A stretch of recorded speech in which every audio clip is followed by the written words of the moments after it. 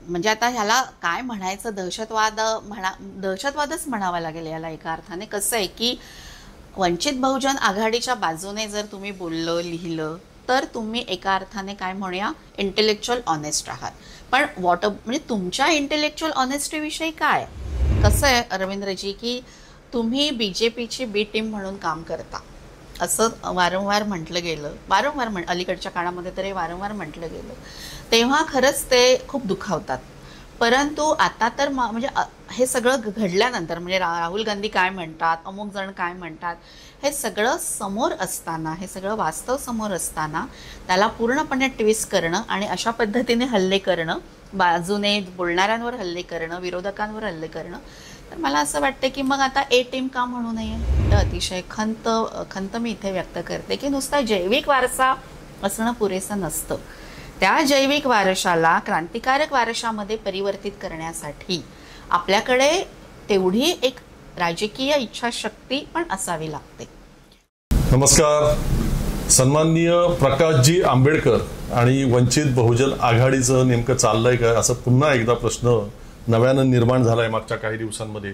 आपल्यापैकी बहुसंख्य लोकांना माहिती असेल की मागच्या काही दिवसांमध्ये वंचितच्या कार्यकर्त्यांनी आणि त्यांच्याशी संलग्न असलेल्या सम्यक त्या विद्यार्थी संघटनेने महाराष्ट्रातील काही ज्येष्ठ लेखक, साहित्यिक आणि विशेषतः ज्यांनी अतिशय सक्षमपणे, समर्थपणे डॉक्टर बाबासाहेब आंबेडकर यांचे विचार जनसामान्यांपर्यंत, जनसामान्यांमध्ये रुजवण्याचे आयुष्यभर प्रयत्न केले, अत्यंत अभ्यासूपणे ज्यांनी आज अनेक पुस्तकं लिहिली, आणि केवळ इतकंच नाही तर राष्ट्रीय स्वयंसेवक संघ, RSS आणि भाजपसारख्या फॅसिस्ट संघटनांच्या विरोधात आयुष्यभर लढा दिला, अशा लोकांच्या घरांवरती मोर्चे नेणं, निदर्शनं नेणं वगैरे अशा प्रकारची कामं वंचितच्या कार्यकर्त्यांनी आणि त्यांच्या विद्यार्थी संघटनेने केली.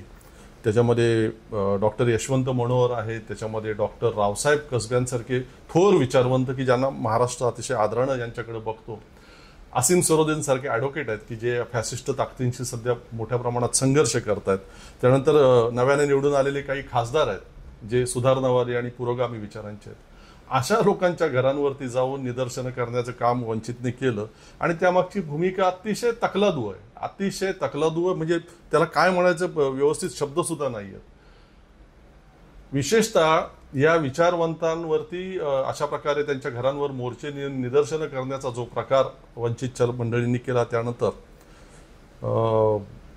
ज्येष्ठ कवयित्री प्राध्यापिका डॉक्टर प्रज्ञा दया पवार यांनी अत्यंत कष्टी होऊन, दुःखी होऊन, त्यापासून ज्या त्यांना वेदना झाल्या त्या त्यांनी अतिशय संतुलित भाषेमध्ये व्यक्त केल्या.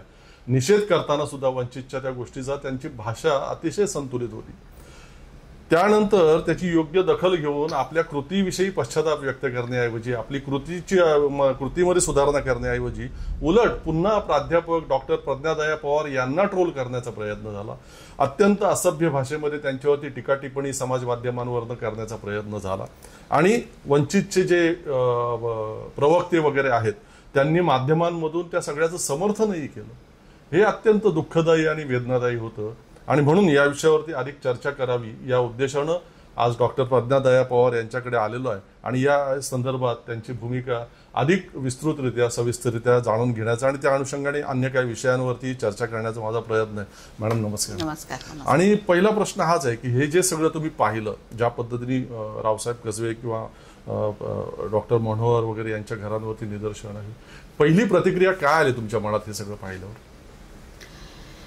रवींद्रजी, पहिली प्रतिक्रिया या सगळ्या घटनाक्रमानंतर माझ्या मनात आली ती अतिशय खेदाची आणि अतिशय दुःखाचीच राहिली होती. आणि मला खरं तर खूप वाईटही वाटलं या सगळ्या गोष्टींचं.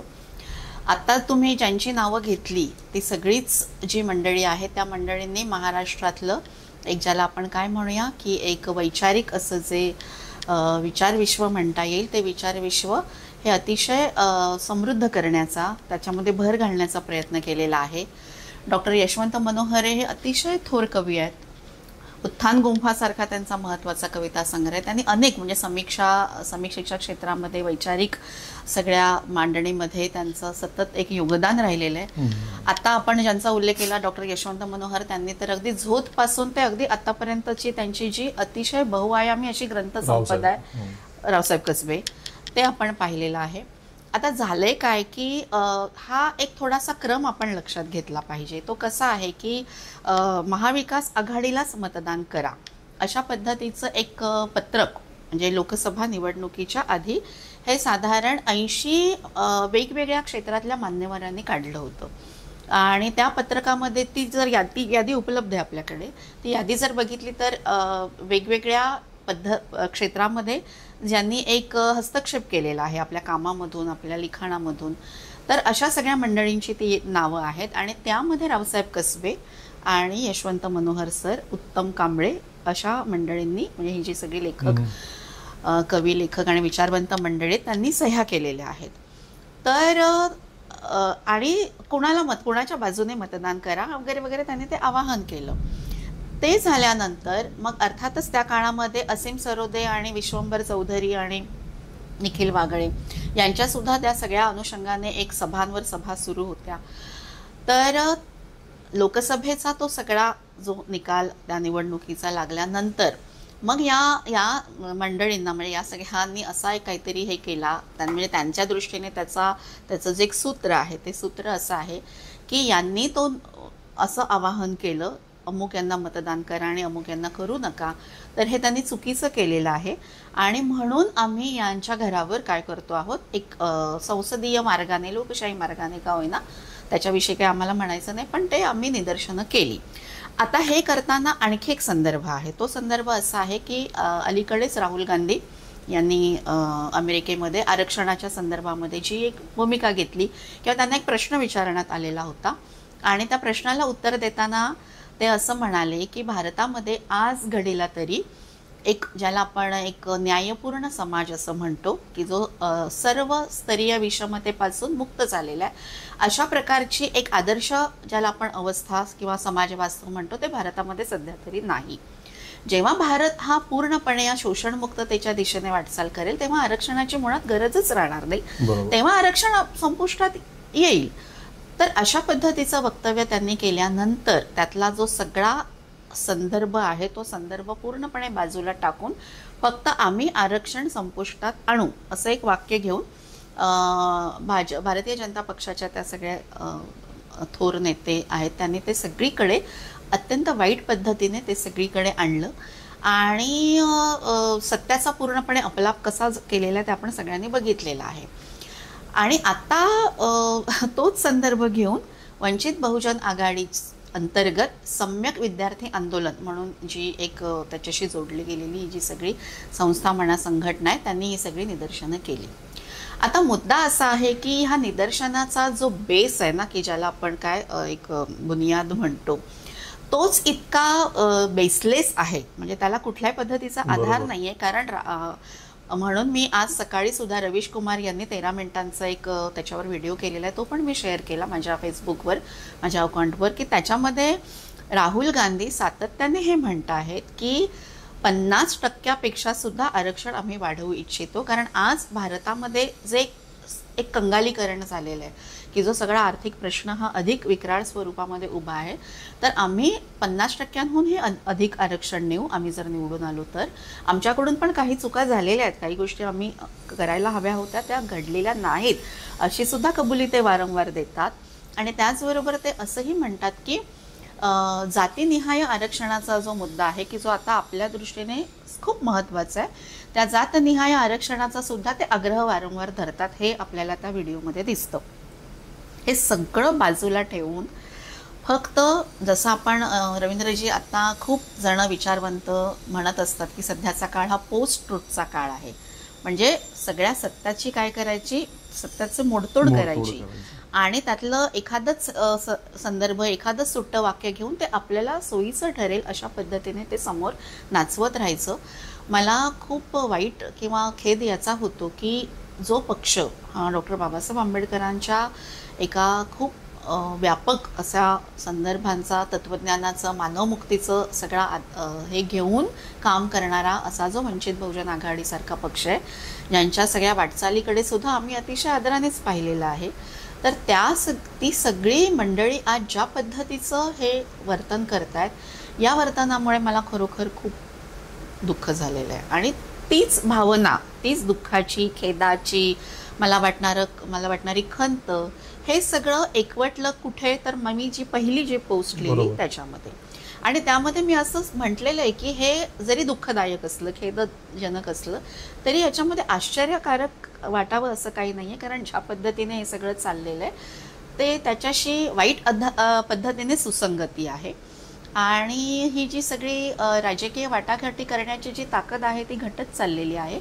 आणि त्यामुळे या पद्धतीने न जाता आपण जरा अधिक अंतर्मुख होऊन विचार करावा, अशा पद्धतीचा तो सगळा आशय होता.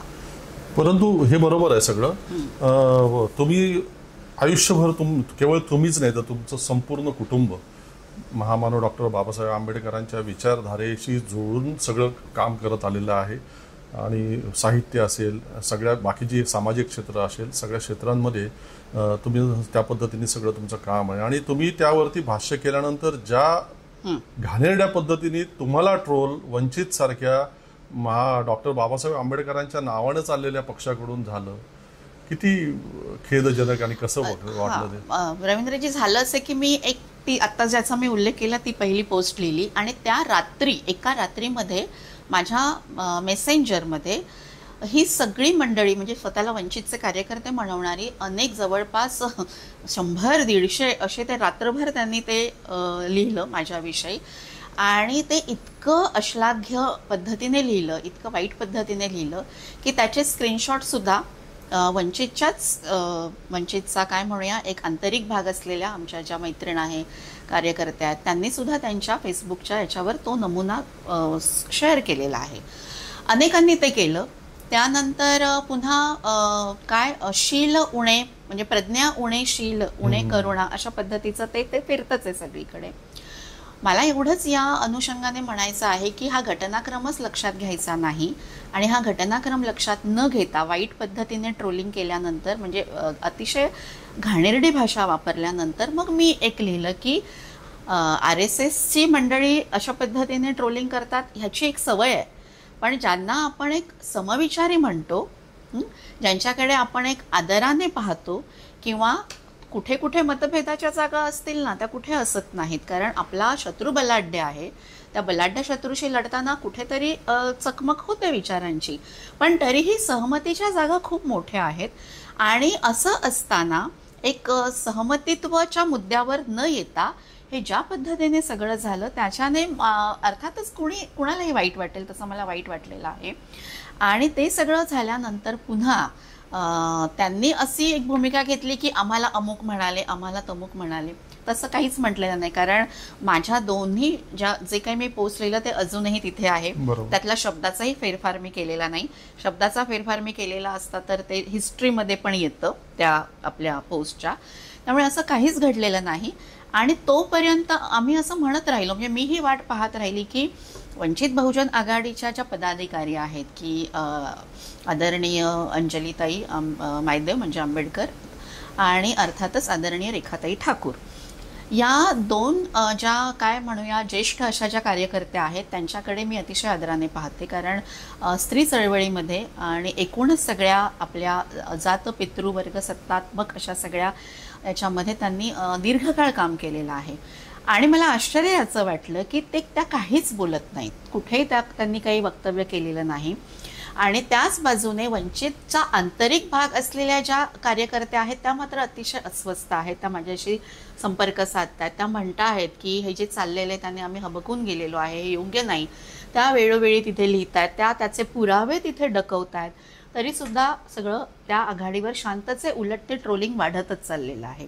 आणि अशा वेळेस रवींद्रजी कोण पुढे येतं, तर जे पुढे आले त्या आमच्या, म्हणजे ते नाव मी जरूर घेईन, आंबेडकरी स्त्री संघटन या नावाने अलीकडे सगळं जे काम चाललेलं आहे, मग त्यामध्ये कोण कोण येतात, त्याच्यामध्ये ज्येष्ठ लेखिका उर्मिलाताई पवार आहेत, हिराताई बनसोडे आहेत, त्याच्यामध्ये आशालताताई कांबळे आहेत.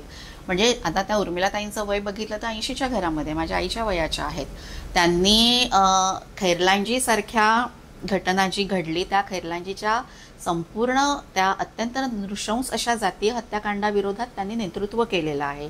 त्या स्वतः तुरुंगवास त्यांना झालेला आहे. मंत्रालयाच्या 6व्या मजल्यावर निदर्शनं केलेली आहेत. तेव्हा काही ही मंडळी नव्हती सत्तास्थानी, तेव्हा ही काँग्रेस आणि हे सगळंच होतं आणि त्याच्यात मीही होते. पण या सगळ्यांनी जेव्हा असा हे योग्य नाही, हे जे चाललेलं आहे हे योग्य नाही, हे अतिशय वाईट आहे आणि याचा एक सामूहिक आपण काय करूया, निषेध करूया आणि प्रज्ञाच्या आवाजामध्ये आवाज मिळवून एक सहमतीचं हे पुढे नेऊया, अशा पद्धतीने त्यांनी एक पत्रक काढलं आणि त्या पत्रकावर बघता बघता इतक्या जणी त्याच्यामध्ये सामील झाल्या. तर असा तो सगळा हे दिसतो. आणि आता मात्र त्याच्यानंतर काय झालं त्याच्याकडे मी येते. हे सगळं झाल्यानंतर मग त्यांच्या आता थोडंसं लक्षात आलं असेल की मग आता ती सारवासारव करणं सुरू झालं. BBC मराठीच्या काय म्हणूया एका पत्रकारांनी त्यांनी एक प्रश्न विचारला, हे सगळं सुरू आहे त्याबद्दल काय तुम्हाला वाटतं. तेव्हा आदरणीय प्रकाश आंबेडकर सरांनी असं उत्तर दिलं की ट्रोलिंग चुकीचं नाही. म्हणजे हे ट्रोलिंग जे होत आहे ते चुकीचं नाही, ट्रोलिंग झालंच पाहिजे, कारण ही मंडळी असं म्हणतात तसं म्हणतात. ही भाषा चुकीची आहे, भाषा चुकीची आहे आणि ही भाषा सुधारण्याचा आम्ही प्रयत्न करू. म्हणजे त्यांनी हे मान्य केलेलं आहे की प्रज्ञा दया पवार नावाची जी कोणी व्यक्ती आहे तिच्यावर आपल्या कार्यकर्त्यांनी अश्लाघ्य पद्धतीने ट्रोलिंग केलेलं हे त्यांनी मान्य केलेलं आहे. त्याच्यानंतर रेखा ठाकूर असं लिहितात की त्यांनी आता एक पत्रक त्यांच्या फेसबुकवर अनेकांनी शेअर केलं.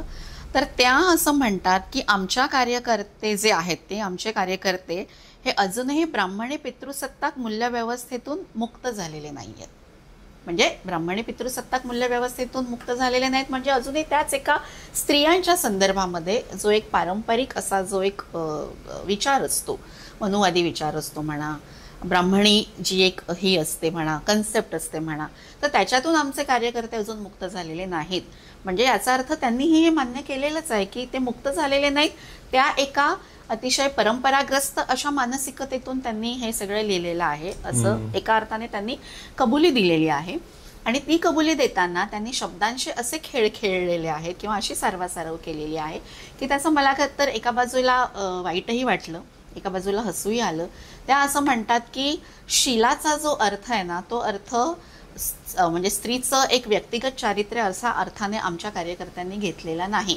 त्याला ते असं म्हणतात की एक प्रकारची ही इंटेलेक्च्युअल काय म्हणूया ऑनेस्टी, या अर्थाने आम्ही तो शील असा शब्द आमच्या कार्यकर्त्यांनी वापरलेला आहे. आता म्हणजे रेखाताई असं म्हणतात, प्रकाश आंबेडकर सर असं म्हणतात.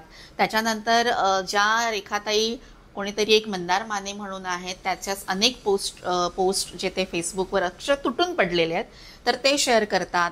तर ते असं म्हणतात की शील आणि करुणा यांचा अनर्थ उडवणं, कांगावा करणं, ही म्हणजे मी कांगावाखोर आहे, आणि सह्यांची मोहीम राबवणं आणि प्रज्ञा दया पवार यांच्या एका व्यक्तिगत कारणासाठी एवढ्या सगळ्या स्त्रिया एकवटतात आणि प्रज्ञा दया पवार यांच्या व्यक्तिगत कारणासाठी या सगळ्या स्त्रियांचा वापर होतो, हे वाईट आहे. आता गंमत पहा, म्हणजे मला असं म्हणायचं आहे की प्रज्ञा दया पवार ही एक लहानशी व्यक्ती आहे. या सगळ्या स्त्रियांची नावं जरी आपण वाचली ना तरी त्यांची संपूर्ण हयात गेलेली आहे चळवळीमध्ये काम करण्यामध्ये आणि सगळ्या विषमताजन्य गोष्टीविरुद्ध लढण्यात आणि पूर्ण लेखन करण्यामध्ये.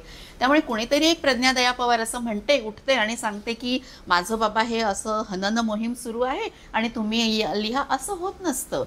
असं जेव्हा तुम्ही म्हणता ना, म्हणजे रेखाताई जेव्हा असं म्हणतात, या सगळ्या ज्येष्ठ अशा स्त्रीवादी आणि त्यांचे वेगवेगळे हे असतील शेड्स असतील, कोणी आंबेडकरवादी याच्यातून पुढे आलेलं आहे, कोणी आणखी कुठून, तर गांधीवादी आहेत, काय आणखी वेगवेगळ्या छटा घेऊन काम करतात, उदारमतवाद एका अर्थाने आपण व्यापक अर्थाने म्हणू. तर तुम्ही या सगळ्या ज्येष्ठ स्त्रियांचं पण काय करता, मामुलीकरण करता, बरोबर, त्यांच्या कामाचं, आणि माझं तर करता पण यांचंही करता. त्यामुळे मला असं वाटतं की हा जो सगळा गोंधळ आहे, म्हणजे प्रकाश आंबेडकर सरांनी असं म्हणणं, रेखाताईंनी असं म्हणणं आणि त्यांचे जे काही सगळे कार्यकर्ते आहेत ते कार्यकर्त्यांनी असं म्हणे याच्यातून होतं काय की सगळा गोंधळ माजवून द्यायचा, शब्दांचे खेळ खेळायचे, सारवासारव करायची. आणि हे सगळं बघितलं तर मग आपल्याला RSS म्हणजे राष्ट्रीय स्वयंसेवक संघाचीच ही जी काय म्हणूया ही जी रणनीती आहे ही त्यांचीच रणनीती आहे आणि त्याच रणनीतीच्या पावलावर पाऊल ठेवून हे सगळं चाललेलं आहे. मला तेच विचारायचंय. मला अशी पण एक शंका येते की एकतर तुम्ही मला पाठिंबा द्या, माझ्या सोबत राहा, वंचितच्या सोबत राहा, प्रकाश आंबेडकरांच्या सोबत राहा, अन्यथा घरी बसा, शांत बसा, तुम्ही स्वतंत्र विचार करूच नाही. याच्यासाठी निर्माण केला जाणारा हा दहशतवाद आहे असं पण मला वाटतं. तुम्हाला काय वाटतं? नाही म्हणजे आता ह्याला काय म्हणायचं, दहशतवादच म्हणावा लागेल याला एका अर्थाने. कसं आहे की वंचित बहुजन आघाडीच्या बाजूने जर तुम्ही बोललं लिहिलं तर तुम्ही एका अर्थाने काय म्हणूया इंटेलेक्च्युअल ऑनेस्ट आहात. पण म्हणजे तुमच्या इंटेलेक्च्युअल ऑनेस्टीविषयी काय, त्याच्याविषयी जर कोणी प्रश्न विचारले तर तुम्ही लगेच त्यांना काँग्रेसचे पाळीव लेखक, म्हणजे आता मी शब्द वापरत नाही, त्यांनी यापेक्षाही भयानक आणि गलिच्छ शब्द वापरलेले आहेत.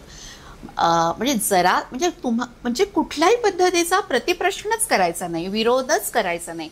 आता हे कोणाशी सुसंगत आहे? हे मोदी राजवटीशी सुसंगत आहे ना. मोदी राजवटीला कुठल्याही पद्धतीने प्रश्न उपस्थित करणं, विरोध नोंदवणं हे त्यांना मान्य नाही. वंचितचं पण तेच चाललेलं आहे. म्हणजे मला असं म्हणायचं की ज्या इंटेलेक्च्युअल ऑनेस्टीविषयी आमच्या आदरणीय रेखाताई प्रश्न उपस्थित करतात, तर मला असं वाटतं की तुम्ही तुमच्या पण इंटेलेक्च्युअल ऑनेस्टीविषयी हा प्रश्न करा ना. बरोबर. आणि प्रश्न असा आहे की त्यांनी असंही म्हटले की आम्ही स्वायत्त राजकारण करायचं नाही का, आम्ही आमचा एक ऑटोनॉमस असं हे उभं करायचं नाही का.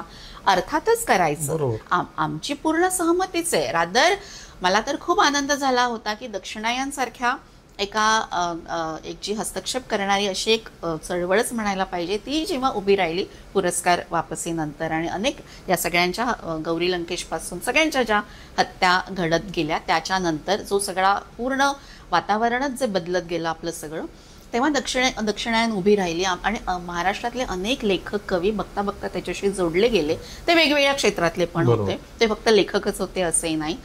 आणि तेव्हा नागपूरला प्रकाश आंबेडकर सर होते ना, आम्ही एका विचारमंचावर होतो, त्याच्यामध्ये डॉक्टर रावसाहेब कसबे हे अध्यक्ष होते. त्यावेळेस प्रकाश आंबेडकरांनी जी घेतलेली भूमिका आहे म्हणजे तर ते सगळं अर्थातच अतिशय स्वागतार्ह होतं. त्यामुळे आम्ही तर खूप आशेनेच पाहत होतो. पण काय झालं नंतर त्या सगळ्या लोकसभेच्या त्या सगळ्या निवडणुकीनंतर काय झालं की त्या सगळ्या मार्गाने म्हणजे स्वतंत्र स्वायत्त अशा मार्गाने वंचित बहुजन आघाडी गेली, परंतु जनाधार होता का, ही टक्केवारी का कमी झाली, बरोबर, याचा कधीतरी अंतर्मुख होऊन विचार करायला पाहिजे ना. की आपलं नेमकं या संपूर्ण ही जी सगळी कार्यक्रम पत्रिका आहे, व्यापक अर्थाची कार्यक्रम पत्रिका म्हणते मी, त्या कार्यक्रम पत्रिकेमध्ये आपण कोणते मुद्दे घेतले, त्याच्यामध्ये आपलं कुठे काही मागे पुढे झालं का, याचा विचार न करता सरसकट विचारवंतांना काय करणं, त्यांच्या घरावर समोर जाऊन निदर्शनं करणं. बरं, दुसरं असं की घरासमोर निदर्शनं करणाऱ्यांना प्रश्नही विचारला.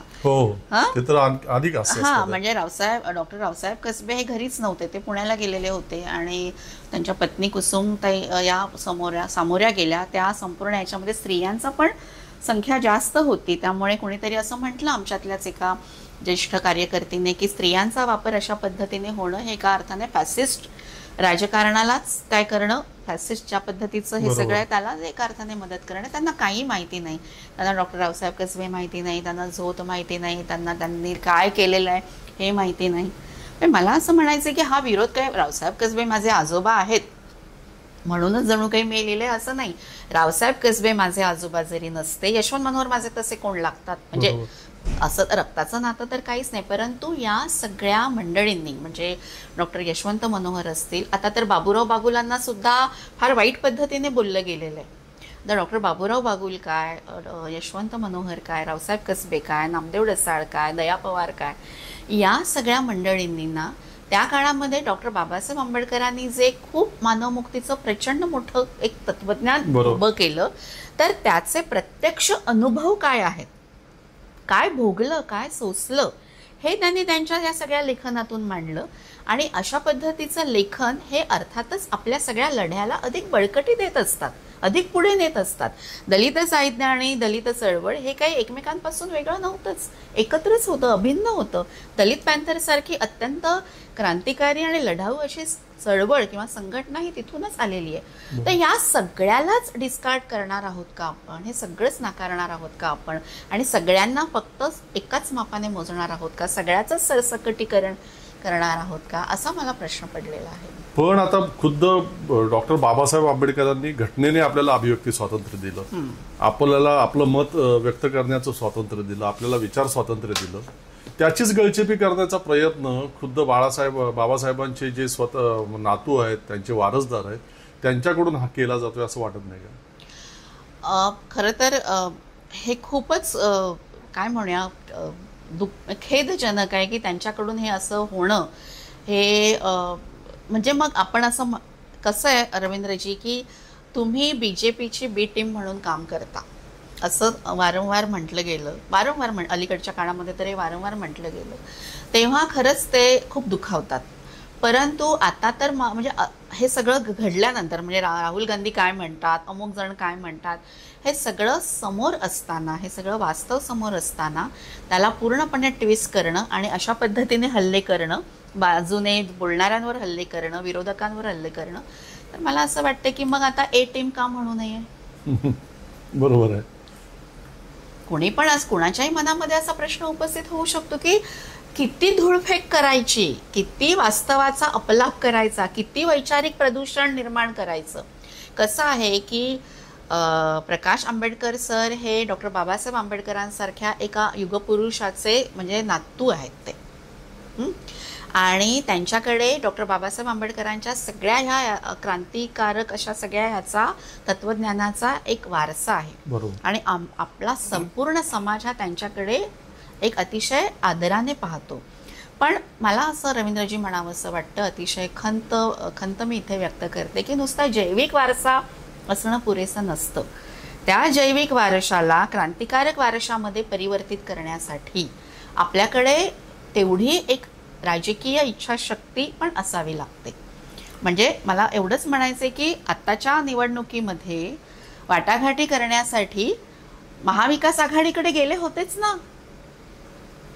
बरोबर, प्रकाश आंबेडकर सर, पण ते फिसकटलं. मग जर हे इतके वाईट होते तर मग ही बोलणी करण्यासाठी गेला तर म्हणजे जायचं कारणच काय होतं? तेव्हा एक ऑटोनॉमस राजकारण उभं करायचंच होतं ना. मला म्हणायचंय की हे सगळं समाज पाहतोय, हे सगळं आम्ही पाहतोय, सगळेजण पाहतायत, वाचतायत, सगळं आपल्या पर्यावरणामध्ये म्हणजे ज्याला आपण काय म्हणूया सगळं उपलब्ध आहे.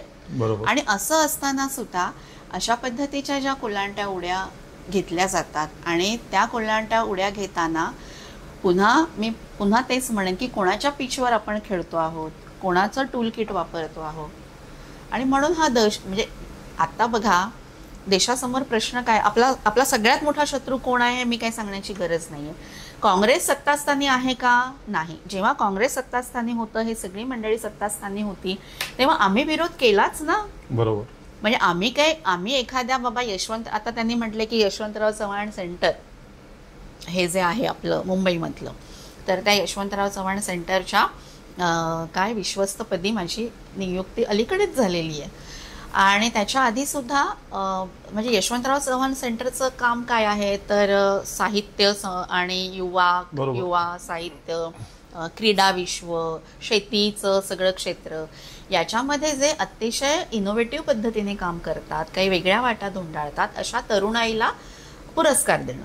आता ह्या कमिटीमध्ये मी काम करते, साहित्य हे माझ्याकडे आहे.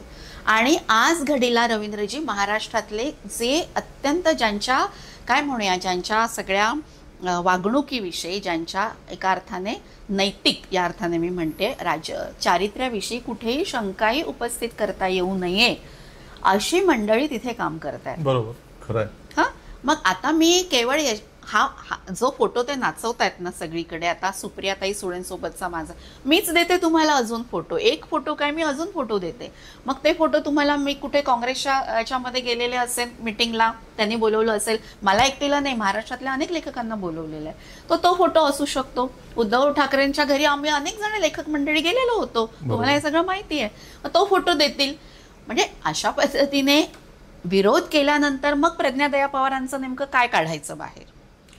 मला ना आणखीन एक असाच हा प्रश्न पडतो की राजकीय कोलांटुड्या वगैरे ठीक आहे, तुम्ही राजकारणासाठी काही भूमिका सतत बदलत राहणार, काही माणसं जोडणार, काही माणसं सतत तोडत राहणार वगैरे, त्या सगळ्या गोष्टी वेगळ्या आहेत. परंतु समाज ज्यांच्याकडे आदराने बघतो सारा या राज्यातला आणि देशातला, अशा विचारवंतांवरती तुम्ही अशा प्रकारचे हल्ले करणं किंवा त्यांच्यावरती दबाव निर्माण करण्याचा प्रयत्न करणं, याच्यातून आपल्या पक्षाची किंवा आपली प्रतिमा मलिन होते. खरं तर सुजान जनतेच्या मनात आपल्याविषयी रोष निर्माण होतो. हे एक ऍडव्होकेट आहेत प्रकाश आंबेडकर, त्यांनाही कळत असेल माझ्या मते, तरीही हे काय कसं समजून घ्यायचं? कसं आहे माहितीये का, मला तर कधी कधी म्हणजे हे जे गेल्या काही दिवसांपासून चाललेलं आहे ना, हे सगळं पाहताना मला तर असं वाटतं की काहीतरी वेगळ्याच ग्रहावर हे सगळी मंडळी राहतात की काय. म्हणजे आता बघा, लाडकी बहीण योजना, म्हणजे स्त्री मतदार, या स्त्री मतदाराला म्हणजे काय 1,500 किंवा गॅस सिलेंडरचे पैसे थोडेसे आम्ही कमी करू. म्हणजे यातून काय होतं की स्त्री मतदार एक व्यक्ती आहे, एक स्वतंत्र व्यक्ती आहे, ती पण विचार करू शकते. पण कुठेतरी 1,500 द्यायचे, कुठेतरी कशाचं तरी किंमत कमी करून घ्यायची, त्याच्याविषयी संपूर्ण या स्त्रियांचं जे मामुलीकरण करून टाकणं. मी मगापासून मी काय म्हणते की एक स्त्री म्हणून जे सगळं आहे ना चाललेलं, त्याची सगळी मामुलीकरण करण्याची प्रक्रिया करायची, त्याच्याविषयी बोलायचं नाही. आज उमर खालिद 4 वर्ष झाली, तो आतमध्ये आहे, तुरुंगामध्ये आहे, ट्रायल नाही, काहीच नाही, जामीन नाही, कुठल्याही पद्धतीचं ते अजून आलेलं सुद्धा नाहीये बोर्डावर. आणि केवळ मुस्लिम आडनाव आहे, म्हणजे तो मुस्लिम आहे म्हणून त्याला ते ज्या पद्धतीने हे केलेलं आहे त्याच्याविषयी बोलायचं नाहीये. जे संपूर्णपणे मजुरांचा, स्थलांतरितांचा, स्त्रियांचा हिंसा, आज घडीला स्त्रियांची हिंसा ज्या पद्धतीने इतकी भयानक पद्धतीने येते, त्याच्याविषयी काही बोलायचं नाही. पण आम्ही बोललो ना, आम्ही तर सातत्याने बोलतो. कोलकात्याच्या संबंधी आम्ही बोललो, बदलापूरच्या बोलतच राहतोय. अगदी आता त्यांनी नितीन आगेचं काय हे काढलं, नितीन आगेंवरच्या सगळ्या निदर्शनामध्ये आम्ही होतो. मी लेख लिहिलेला आहे, जो लेख महाराष्ट्र टाइम्सने माझा लेख नाकारला होता. त्यांनी माझ्याकडून लेख मागितला त्या सगळ्या अनुषंगाने, मी लेख पण दिला, पण तो त्यांच्या पॉलिसीमध्ये बसत नव्हता म्हणून त्यांनी तो नाकारला. तेव्हा मी समाज माध्यमांवर तो लेख टाकला. दादा खैरलांजीचं हे घडल्यानंतर दादांत खैरलांजी नावाचं नाटक मी लिहिलं, जे मी पदरमोड करून अख्ख्या महाराष्ट्रामध्ये त्याचे प्रयोग केलेले आहेत. हे रेखाताई ठाकूरांना, अंजलीताई ठाकूरांना माहिती नसावं आणि जणू काहीच आम्ही फक्त ते काँग्रेसचे बाहुले आहोत आणि आम्ही राष्ट्रवादीचे बाहुले आहोत. जिथे जिथे विरोध करायचा आहे तिथे विरोध केलेलाच आहे, अतिशय कृतिशील केलेला आहे, अतिशय धारदार विरोध केलेला आहे. आणि आज जर त्यांचं चुकलं तर तिथून बाहेर पडणारच ना, कोण राहील? म्हणजे मला कळत नाही की सगळं जे आहे, तुम्ही जसं मगाशी म्हणालात की सगळं कुटुंब काय, सगळंच आपला सगळा समाज, हे सगळं ज्या पद्धतीने हे करतोय त्या सगळ्याला खीळ बसवायची आणि कुठेतरी त्यांचं मोराल हे खच्चीकरण करायचं, असं काहीतरी जर ह्यांचं असेल, काहीतरी त्यांचं असा विचार जर त्यांचा असेल, तर तो विचार कुठल्याही पद्धतीने काय पूर्णत्वाला जाणार नाही. कारण सगळेच, मला असं म्हणायचं आहे रवींद्रजी, सगळा मतदार आहे ना तो सुजाण आहे. तो त्याच्यामध्ये एक मूलभूत पद्धतीचे एक शहाणे आहे असं माझा विश्वास आहे. आणि ह्या सगळ्या यांना काय करणं, नेस्तनाबूत करणं या संपूर्ण राजकीय पटलावरून, हे आपलं आता सगळ्याधिक महत्त्वाचं पहिलं काम असलं पाहिजे. आणि त्याला बळकटी देणाऱ्यांना पुढे त्याच्यासोबत जाऊया. यांचं सगळं काम म्हणजे यू टर्न घेतलेलं आहे पूर्णपणे प्रकाश आंबेडकर सरांनी, पूर्णपणे यू टर्न. जेव्हा आम्ही ज्या आशेने आणि आकांक्षेने आणि खूप एका व्यापक याने त्यांच्याकडे बघत होतो, त्या सगळ्याचा पूर्णपणे काय म्हणूया, ज्याला चिरफाळणं म्हणतो ना, चिरफाळा निर्माण होतात त्या सगळ्याला, तशा पद्धतीचं हे सगळं सुरू. मला या निमित्तानं शेवटाकडे जाताना तुम्हाला एवढंच विचारायचं आहे की रामदास आठवले आणि त्यांचे सहकारी थेटपणे भारतीय जनता पार्टीच्या काळपात आहेत, त्यामुळे त्याच्यावरती टीका टिप्पणी करण्याचा काही मतलब नाही, ते उघडपणे करतात. प्रकाश आंबेडकरांची भूमिका इनडायरेक्टली कशी आहे ते मागच्या काही वर्षांमध्ये अशा प्रकारे समोर येत आहे. एकूणच आंबेडकरी चळवळ म्हणा किंवा आंबेडकरांना मानून पुढे वाटचाल करणारा संपूर्ण समाज म्हणा, यांचं नेतृत्व योग्य प्रकारे करणारं महाराष्ट्रात आता कोणी दिसत नाही. आणि त्याच्यामुळे समाजात मोठ्या प्रमाणात अस्वस्थता आहे. हे मागच्या काही महिन्यांमध्ये वेगवेगळ्या विचारवंतांनी लिहिलेलं आहे, सांगितलेलं आहे. एक नवीन नेतृत्व या समाजातून निर्माण व्हायला हवं, असं वाटतं तुम्हाला? नवीन नेतृत्व निर्माण व्हायला हवं. आता एक व्यापक देशपातळीवर जर विचार करायचा झाला तर काही वर्षांपूर्वी जिग्नेश मेवानीचं नाव सुद्धा आपल्या सगळ्यांच्या समोर होतं. चंद्रशेखर आझाद रावण त्याचं नाव समोर होतं. अगदी प्रकाश आंबेडकरांचंही नाव आम्ही वारंवार घेत होतो. ते होऊ शकलं नाही प्रकाश आंबेडकर सरांकडून. पण तुम्ही म्हणताय तसं ते उभं राहायला पाहिजे. पण आज घडीला अजून ते उभं राहिलेलं नाही. उभं राहायला पाहिजे ही आपली सगळ्यांची इच्छा आहे. ते येईल पुढे. पण आज घडीला मला असं म्हणायचं की ज्या स्त्रिया लढतायत, म्हणजे उदाहरणार्थ सुप्रियाताई आहेत, उदाहरणार्थ सुषमाताई अंधारे आहेत, तिकडे प्रणिती आहे, किंवा वेगळं नाव घ्यायचं तर उल्का महाजन सारखं ते वेगळं नाव आहे पूर्णपणे. त्यांनी काही अशा पद्धतीने पक्षीय राजकारण किंवा संसदीय राजकारण याच्यामध्ये. पण मला असं वाटते की अशा ज्यांनी दीर्घकाळ यांनी काम केलेले, उल्काताईंकडे आम्ही खूप आशेने पाहते, या सगळ्यांनी आता मला असं वाटतं की पुढे यायला पाहिजे. पण होतं काय की म्हणजे सुषमाताईंवर सुद्धा ज्या पद्धतीने ट्रोलिंग केलं जातं, म्हणजे पक्ष कोणताही असो, त्या पक्षामध्ये जेव्हा स्त्री काहीतरी म्हणू पाहते, ती काहीतरी इंटरव्हेन्शन करू पाहते, तेव्हा व्यक्तिगतच हल्ले होतात. हे का? आणि स्वतःला अत्यंत प्रोग्रेसिव्ह म्हणवणारा वंचित बहुजन आघाडीसारखा पक्ष, यांच्याकडे महिला आघाडी नाही, हे आपल्या सगळ्या कार्यकर्त्यांना प्रशिक्षित करू इच्छित नाहीत. उलट जे ट्रोलिंग करतात त्यांचं ते स्वतःच्या वॉलवर मोठ्या संख्येने डकवत चाललेले आहेत आणि हे ट्रोलिंग थांबतच नाहीये. त्यामुळे मला असं वाटतं की समाज, महाराष्ट्रातला समाज, महाराष्ट्राने देशपातळीवर, वैचारिक पातळीवर नेतृत्व केलेलं आहे. महाराष्ट्राकडे संपूर्ण भारत फार आशेने पाहतोय. अलीकडे काय झालेलं आहे की चिन्ह चोरणं, कोणाचे तरी वडीलच चोरणं, हे सगळं आपल्याला माहिती आहे. आणि आज मला असं म्हणायचं की संपूर्ण भारतामध्ये जो एक अयोध्येमध्ये जे काही घडलं रामाच्या नावाने, जे संपूर्ण म्हणजे एक पूर्णपणे भारताला एक हिंदू राष्ट्र, हिंदू बहुसंख्याकांचं राष्ट्र म्हणून घोषित करण्याकडे जे सगळे निघालेलं आहे, आणि ज्याच्यामध्ये संविधान, भारतीय संविधान आणि संपूर्ण लोकशाही प्रारूप आणि सामाजिक न्यायाच्या पूर्णपणे शक्ल उडालेली आहेत, असं सगळं वातावरण असताना मला असं वाटतं आपण कोणाच्या बाजूने उभं राहायला पाहिजे याचं तारतम्य महाराष्ट्रातली सुजाण जनता नक्की घेईल. आणि आता ही काय म्हणतो ना, कधी कधी आपण डोक्यावरून पाणी आता वाहत चाललेलं आहे आणि प्रचंड मोठं आता नाही तर कधी नाही असं एक आहे. आणि नवनेतृत्व उभं राहू देत, उभं राहील अशी मी एक आशा ठेवते. नवनेतृत्वासोबत आम्ही असू, पण जे आज काम करत आहेत त्यांचे हात बळकट कसे होतील याच्यासाठी मी नेहमी प्रयत्नशील असेल. बरोबर. अतिशय महत्त्वाची आणि गंभीर विषयावरची चर्चा होती आणि त्यांनी नेहमीप्रमाणेच अतिशय संतुलित आणि परखडपणे, अभ्यासूपणे आपलं मत मांडलेलं आहे. यावरती मी अधिक काही भाष्य करण्याची गरज आहे असं मला वाटत नाही. आपण सगळ्यांनी त्यातनं योग्य तो बोध घेऊया. धन्यवाद प्रज्ञाजी, तुम्ही वेळ दिला. मी आपला आभारी आहे.